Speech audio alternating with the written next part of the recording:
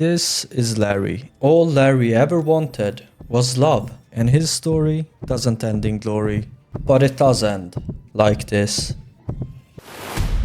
But before the chaos, there was romance. Or at least Larry thought there was. Larry thought it was finally time to confess his feelings for Shadowheart. And let's just say, Smooth wasn't exactly his strong suit. Naturally, he turned to his companions for guidance, but Gale gave him nothing, just pure rival energy. I take it you get the picture? Lae'zel, on the other hand, she was intense, not really Larry's style. Inside us, our bones should ache, our mouths should bleed. That advice didn't really make Larry more confident, but he knew he had to confess, and it did not go as expected. I couldn't help but overhear. Well, alright, I could have helped but didn't. Anyway, I feel the same. What do you think it meant? Larry pondered this question for a while. It obviously meant they could be together forever. Huh, adorable.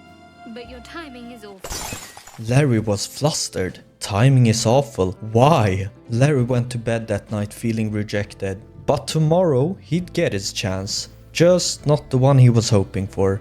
Larry's first chance to prove himself came quickly. And this was it. He was going to put on a heroic display for Shadowheart. He was ready for anything, but mostly to talk. And his speaking skills were so good, the man begged Larry to wait. Wait. So Larry heroically waited. And it worked. Shadowheart must truly be impressed. While others would have picked strength or magic, Larry invested in the only skills that mattered. He was going to win her over. Armed with his new skills, Larry set out to impress, but it all turned a bit sour when there were goblins surrounding him. But maybe this was the perfect moment to show Shadowheart his courage. While everyone else might call this begging, Larry called it diplomacy. And what's a better way to show courage than to stand tall before danger itself? Suppose it's best to save our strength for a real threat. Larry was pretty proud. What he had done was no simple task. Larry's confidence was up and he was ready to speak to Shadowheart. But just as he was getting ready, Gale pulled him to the side. With words Larry had been waiting to hear. Ever since you were kind enough to free me from that stone, I've seen you demonstrate remarkable guile and courage. In short, I've grown to trust you. Finally someone was falling for Larry. But this love, it came with complications. You see, I have this condition. Okay, this does complicate things a bit, but as long as it's not contagious. No, nothing like that. No, it's nothing like that. That is why I turn to you. I need you. Most would have called this a curse, but Larry called it chemistry. Shadowheart noticed a shift in Larry. Something the matter? Two love interests? It was a lot to take in. Larry needed a distraction, so he went looking around, but this distraction turned out to be the most dangerous one Larry had ever faced. Stop this thing!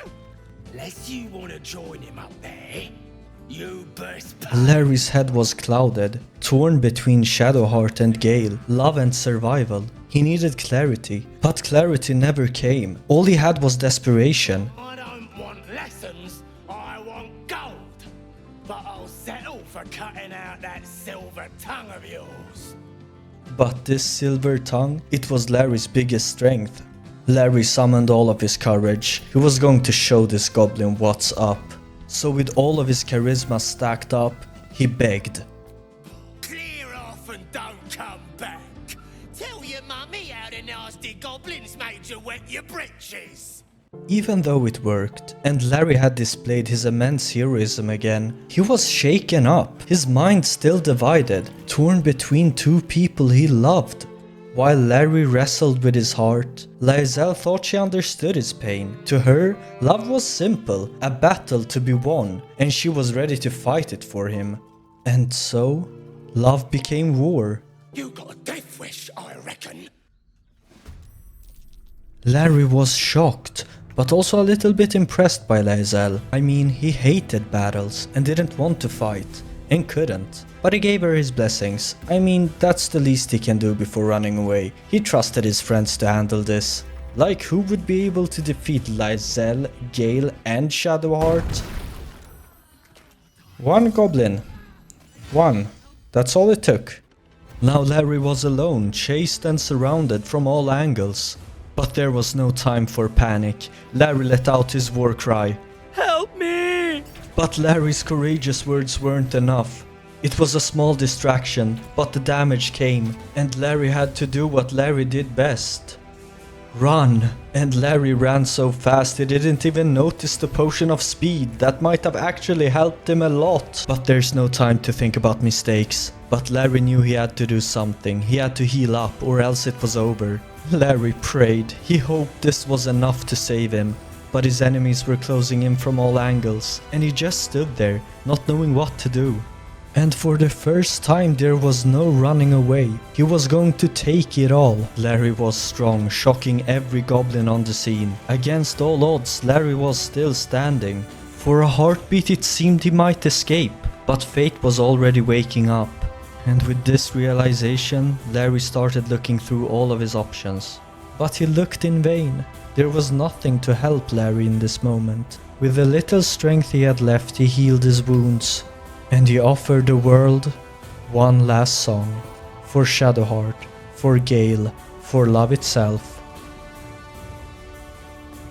Blow after blow rained down, and as his final enemy awoke, Larry's end was here. This concludes the tales of Larry II.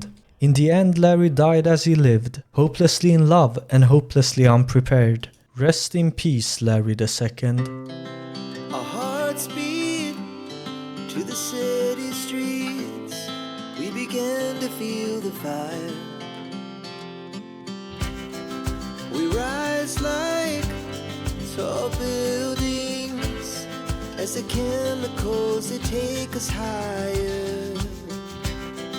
The night's young, it has just begun as she puts her hand in